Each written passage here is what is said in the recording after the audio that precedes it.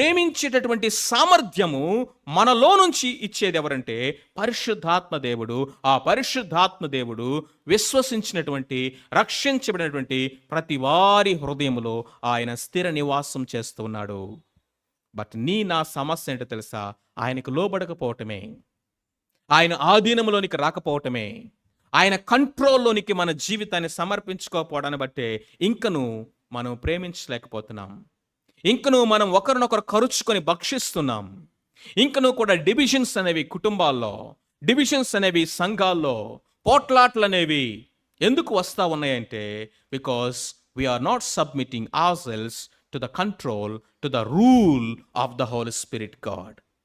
If you can do that, ఆయన మన హృదయములనట ఆయన ప్రేమను కుమ్మరిస్తాడట. కుమ్మరించడం అన్న మాట కంటే తెలుసా, ఒక ఫ్లడ్ గేట్స్ ఓపెన్ చేసినప్పుడు ఎట్లాగైతే ఆ వాటర్ గష్